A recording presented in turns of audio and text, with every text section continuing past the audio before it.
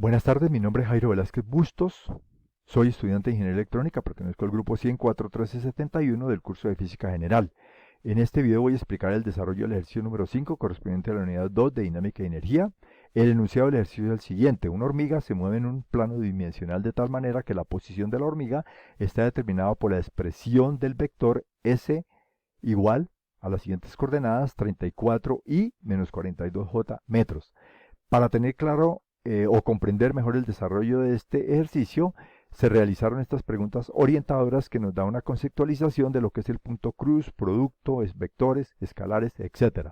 Entonces la primera pregunta dice: ¿cómo se realiza el producto punto entre dos vectores? El producto punto entre dos vectores se realiza multiplicando los componentes x y y de cada uno de los vectores y luego sumando algebraicamente el resultado de los productos. El producto de los dos vectores siempre es una cantidad escalar. La otra pregunta menciona que el producto punto o cruz genera una cantidad escalar o vectorial. El producto punto de dos vectores siempre genera una cantidad escalar, mientras que el producto cruz de dos vectores genera una cantidad vectorial. Bueno, la otra pregunta dice: si el producto se define como el producto, si el trabajo se define como el producto punto entre los vectores de desplazamiento y fuerza, entonces ¿qué tipo de cantidad física es el trabajo? El trabajo es una magnitud física escalar, se representa con la letra W de la palabra Word y se expresa en unidades de energía, julios o joules. Puede ser positivo, negativo o cero el trabajo. Bien, entonces la cuarta pregunta dice: determine el trabajo realizado por la hormiga teniendo en cuenta que la fuerza ejercida por la hormiga en su desplazamiento corresponde al siguiente vector, que es igual a menos 13i menos 5j newtons, porque es de un vector de desplazamiento. Entonces, para resolver esto ya tenemos los dos vectores, el de posición y el de fuerza, y para eso vamos a aplicar el producto punto. El producto punto, como lo explicamos anteriormente, es igual a S, el primer vector S multiplicado por el vector F. Para eso se multiplican las componentes X y Y después se suman algebraicamente. En esta parte pues ya lo tenemos acá: W trabajo es igual a 34 por menos 13 más menos 42 por menos 5. Eso nos dará menos 442 más 210. Entonces nos da que el trabajo realizado por la hormiga es igual, W trabajo es igual a menos 232 julios o joules. Bueno, ya tenemos la primera respuesta. La quinta pregunta dice: hallar el ángulo de inclinación entre el vector posición y el vector fuerza. Ya tenemos aquí los dos vectores de posición y fuerza. Para eso se aplica la fórmula de el producto, que es igual a las magnitudes de los productos multiplicados por el coseno de teta.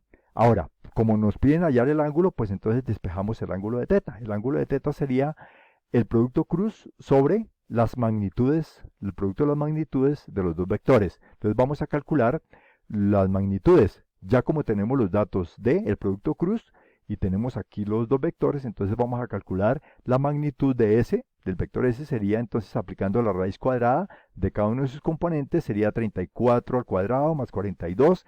Eso nos da 1156 más 1764, y nos queda que el vector, la magnitud del vector S sería 2920 o raíz de 2920. Lo mismo hacemos con el vector F. Entonces tenemos menos 13 al cuadrado, menos 5 al cuadrado, nos queda raíz cuadrada de 69 más 25, y finalmente la magnitud F sería raíz de 174.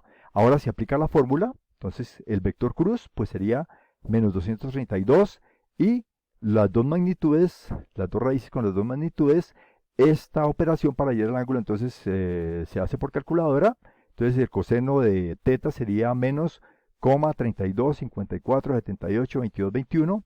Ahora se despeja el ángulo teta, o mejor dicho, se halla el ángulo teta aplicando el seno de menos 1, el seno de menos 1 multiplicado por el seno de menos 1 de esta cantidad.